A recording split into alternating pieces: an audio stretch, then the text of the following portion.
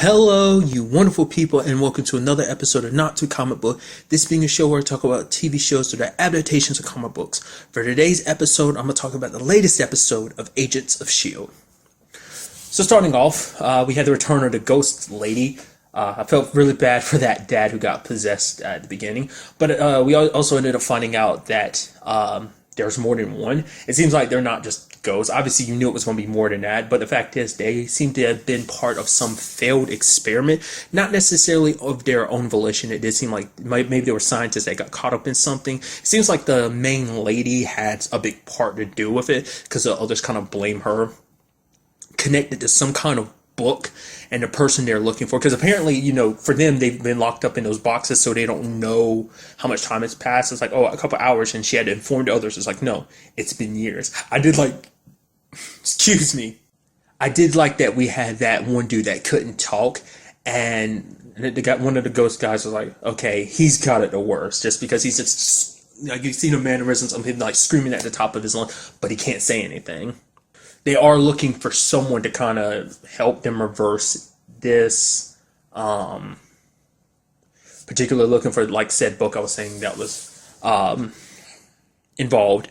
And like I did earlier, I referred to them as ghosts. I mean, if you want to get technical about it, most likely some, because Fitz looked through the box, and basically by switching the spectrum, he was able to make it appear it's basically advanced technology that you can't see with the naked eye. So basically their bodies probably exist on a different spectrum / plane. I don't know. I'm not very scientific, so I'm probably misusing those terms very, very horrendously. But that's just the way it's going to be, because I've never claimed to be very knowledgeable in science. I'm just taking what the show is giving to me, and I'm like, okay, this is how I'm interpreting, how I understand it. So they exist on another plane of existence, pretty much, that you normally can't see. It seems like they kind of have to force themselves to kind of like materialize in this world and kind of interact with things from it.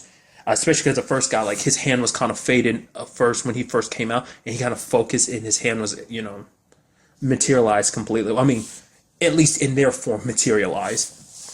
I did like the fact is that Fitz and Simmons are throwing out theories, and you have Matt being like, guys, maybe they're just ghosts, and both Fitz and Simmons kind of laugh like, okay, yeah, ghosts. That's a theory. Like, oh, poor idiotic Matt coming up with theories like that. Ghosts. Even though we have people with superpowers running around, we have Asgardian, gods, but nah. Ghosts, aliens from a different planet. Ghosts. No. I find that hilarious. I mean, granted, they're scientists, so it's like, for them, it's like, all that matters is the science. It's like, even, in a situation with the Asgardians, it's like, well, you can explain them as, like, not magical beings. Like, oh, they're not actual gods. They're just kind of aliens, which is kind of how the MCU has painted them, as more so aliens than, that just being its thing. Like, because so far the MCU has been more science fictional than it has been magical. I mean, granted, that's kind of all going to change with the introduction of Doctor Strange and Iron Fist too, because they're two prime examples of, like, yeah, magic exists in the MCU. It's not just science. And we also had the whole situation with May, which I'm surprised May was able to hold on to her sanity as long as she was, because everyone else that hit them, they were just kind of like immediately overtaken. But her, she kind of just kept shaking it off, but she seemed cool. Especially at the beginning of it, I was like, wow, she's not even seeing Coulson like that anymore. She's like normal, having a regular conversation with people. But then I thought about it, it's like, but May's not your typical person. Like, she composes herself very different from most people, because that whole berserker stick in the first season, that basically when you grabbed onto it, it basically made you relive, like, your worst memories and stuff like that. For instance, like, Ward tried to use it, but it was just like the pain was too crippling. But then May picked it up and, like, kicked ass with it. It's basically two halves that you can put together to make a full staff. But May was able to suppress like what it was doing to her, because she's badass like that. So I was like, the moment that was happening, I was like, yeah, May's just May, so she's able to fight that. I was like, that shouldn't come as a surprise to me, because I was thinking it was going to immediately hit her, just because it hit her at the end of the episode, last week's episode. But it's like, no, she held her own. Didn't necessarily go after the target. Like I said, like, she saw Gemma like that for a little while, but it's like, I thought that was going to turn into its own thing. But it's like, it does seem like it affects you on a certain level, like because even though she was kind of crazed because of it, she did maintain who she was. She did, like, in her eyes, it's like, no, I gotta protect the base. I gotta protect all of you guys here. Something snuck in here, like, being kind of the agent she is, still trying to protect and help people. So it's like, I guess it kind of amplifies who you already are and puts you in a more extreme hysterical state, it seems. That's how I'm chalking out. I mean, we still don't 100% know what they are, like the ghost, like why what they do to you happens to you. I mean, I'm guessing we're going to get answers to that next episode, because they haven't really been able to examine them and understand. I mean, because you had that one guy who was locked up because May went to ask him questions like about, oh, what is it? Like, how can you stop it? Because she was thinking, like, in her mind, it's like, everyone's infected. I got to save everyone.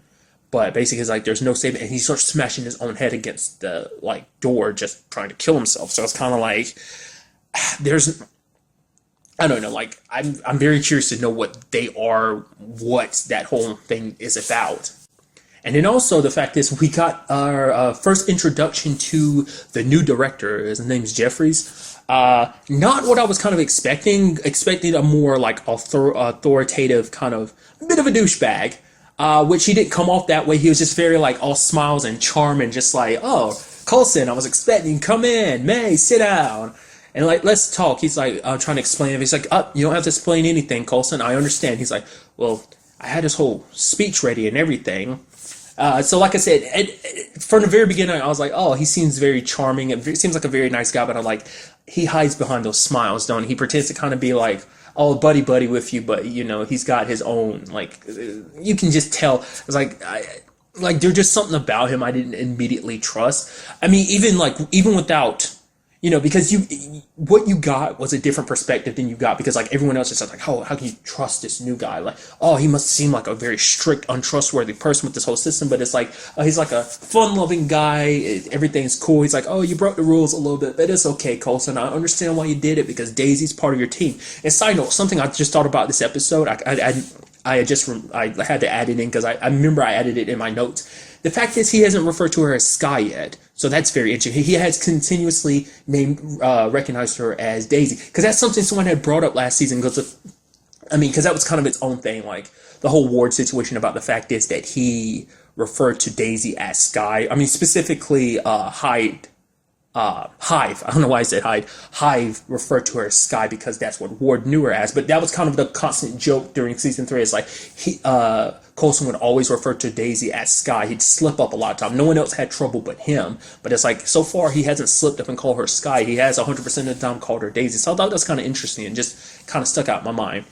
But then it's like, oh, I know why you helped Daisy. She's part of your team. But we did see a little bit of that side of him when the conversation shifted a little bit. It's like basically his plans is to make S.H.I.E.L.D. public again. Like I said, for a while now, S.H.I.E.L.D. has obviously been an organization that's worked in secret. The government didn't appreciate that. I've talked about that before at my little nerd mode where I did about Agents of S.H.I.E.L.D. What was that, like 2 weeks ago?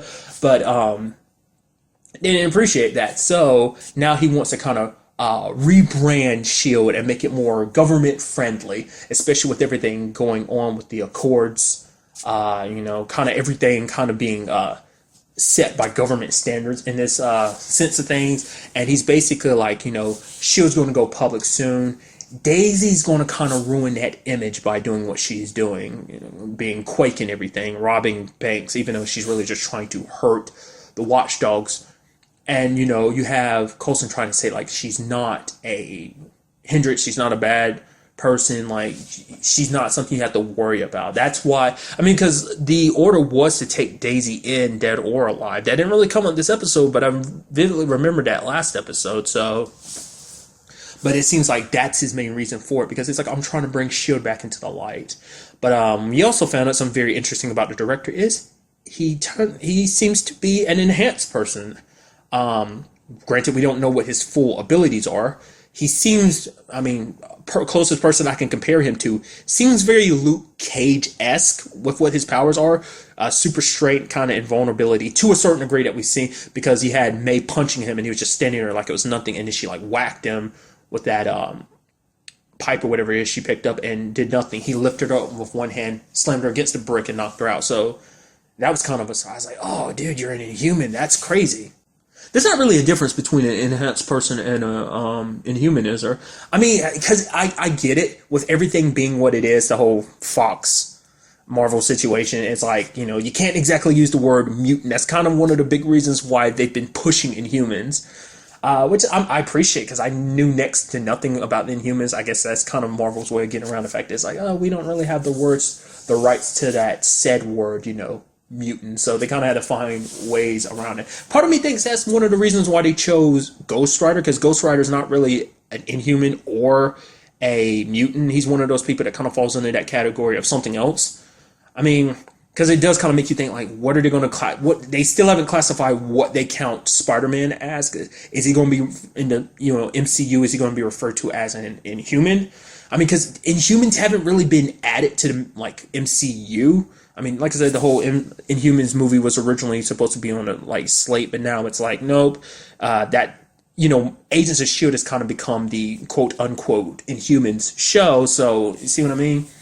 So maybe they'll just use the word, they'll keep rolling around the words enhance. So I don't really think there's a difference. Like, to me, like, I separate it as Inhumans are people, fish oil, Terrigen crystal type of situation, and then enhanced are people who just have superpowers other ways. Like, maybe you got your powers through an experiment. Like, if you got a Luke Cage situation going on or a Jessica Jones situation going on, you're not Inhuman, you're enhanced. Like, so I think there is a difference. So he might not be Inhuman, he might be enhanced, because I think they did use the word enhanced and not inhuman, so I've wanted to make that correction. Not unless they did use both, I don't remember.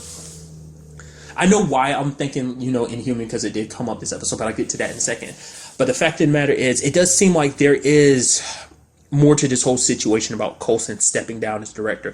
May even brought up the fact that she's like, things are different now, but I mean, maybe things would be a little bit different if you had put up more of a fight. So it seems like he didn't put up it, like the way she made it seem like he put up a fight but not much of one. I mean, but later on, the conversation between the director and Coulson makes it seem like he didn't put up any fight, because actually the whole thing was his idea, because he stepped down, he wanted to step down, didn't want to be the face of the organization anymore for a multitude of reasons.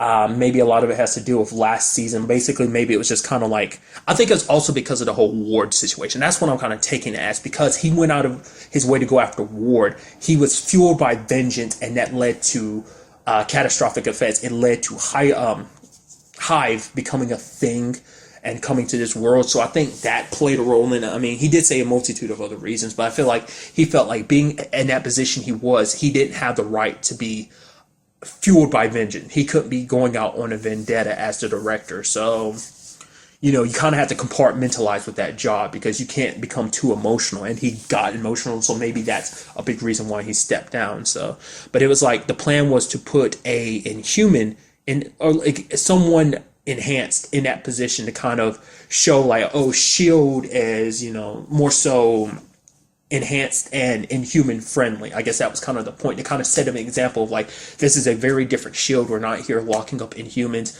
Yes, you might be have to sign the accords because of the whole government thing, but know that you have a place here, kind of showing like equal footing for everyone. It's like, if we have someone of that nature at the top, it shows you as like, oh yeah, one of us is running this organization, so it's not as big and scary as it was before. It's like, because anytime you heard about S.H.I.E.L.D., it was like, oh, little whispers, like, oh, you're part of S.H.I.E.L.D. S.H.I.E.L.D. Now it's like, you're a part of S.H.I.E.L.D., wear it like a badge of honor. Especially because of like, it seems like Coulson's number one answer was going to be Steve Rogers, but it's like, after the whole Civil War incident, he's kind of disappeared with Bucky, so it's kind of like, well, he's not there to kind of take that position. But then there's also that side of you that's like, for TV reasons, I mean, for multitude of reasons of why we won't get Captain America leading S.H.I.E.L.D. I wonder if that a storyline in the comic books. I'd be very interested to know that. If you are aware of that, do let me know in the comments down below.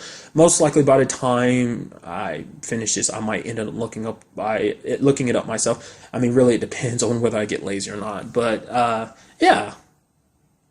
I know that whole recent comic book storyline that got a lot of people pissed about, the whole, like, on him saying Hell Hydra, that he might be a Hydra agent, blah, blah, blah, blah, who cares? People got pissed about something that wasn't even worth getting pissed about. But nonetheless, people were anal about their damn comic books. It's like, oh, things have been like this for decades. How dare you be different and change it, even though you're just trying to grab people's attention just because everything switches up every once in a while. You have to kind of keep up with the times. So, but nonetheless, that's a conversation for a different time. So it's like, and we also, like I said, I brought it up, the fact that Jeffries isn't really trustworthy because he won't even tell Coulson, like, oh, what are you going to do with May? He's like, he brought up the fact that, like, I can't really trust you when it comes to subjects of Daisy and May. So I'm going to handle this myself. But he's like, what are you going to do? He's like, oh, I'm sorry. That's classified. So it's like he's got his secrets. And it's not like Coulson wasn't secretive. I mean, that's kind of the whole thing behind S.H.I.E.L.D. But it's like, you're sitting here calling me that S.H.I.E.L.D.'s going to be a different organization, but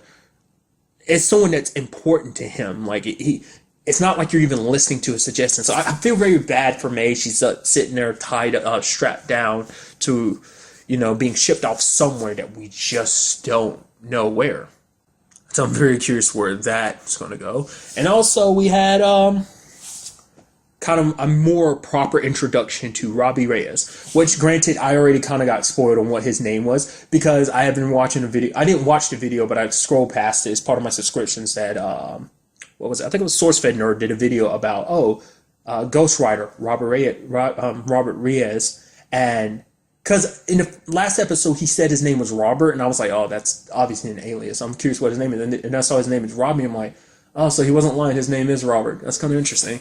But, yeah, I didn't watch the video just because I kind of wanted to go in blind to who Robbie is. And it's very interesting how Daisy did her thing that basically she stalked him a little bit, and then she's walking into his job and just like, oh yeah, me and Robbie would go way back. Basically, because she is a hacker, she was able to, find out a lot of information. It's like, oh yeah, remember? Oh, we had such a fun time in school, right? Remember back in like high school or grade school? All those were the good old days. The times your uncle picked you up from school. It was just like getting very personal. And I love the fact is that she was like toying around with him and just like, yeah, my van just caught on fire all of a sudden. It's like, oh yeah, I just, because I know the real you, throwing stuff like that, kind of her not so subtle hints about his situation.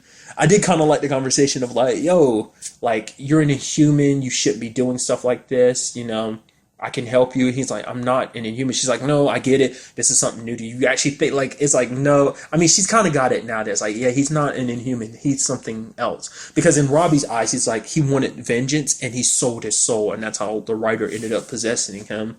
Because the writer itself isn't like I said, it's not classified as anything. It's not enhanced. It's not, even though they can't use the word, even then, it's not a mutant. It's a legitimate spirit. Which, like I said, like, in the Marvel universe, like, I know death is a thing. She has a physical form, a little bit of a relationship between her, Thanos, and Deadpool, a little love triangle situation going on there. So it's like, no surprise to me. It's just like, it's just a hardcore spirit. And like I said, I think that's a reason why they chose him, just because it's like, well, he doesn't fall under any of the categories. For one, it's a cool character, and it's just, I'm really glad that they got him on Agents of S.H.I.E.L.D. And kind of something I wanted to point out that I didn't is like, I completely ignored the fact is of just how awesome that title card logo looks now, It hasn't really changed for the past 3 seasons. I don't think it has. I think this is the first season that's really changed, isn't it? To my recollection, from my recollection, season 3's wasn't that different from season 1 or 2. So I guess it's kind of representing the fact is that, Agents of S.H.I.E.L.D. is kind of going in a different direction. Like I said, it's kind of a little darker and a little grittier than past seasons. I mean, just going by what we've seen so far, and I'm very interested to see where it goes. But nonetheless,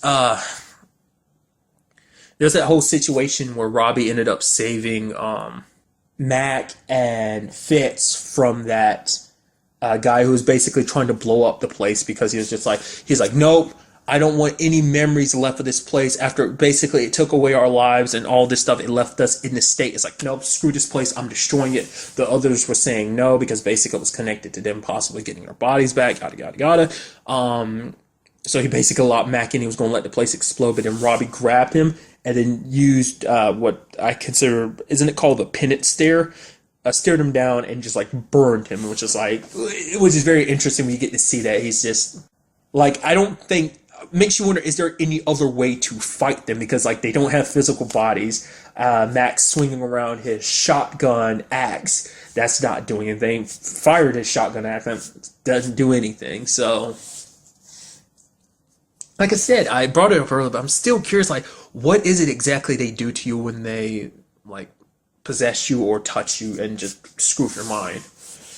But a lot of interesting things came up because basically the conversation of Mac is like, you got to come back home.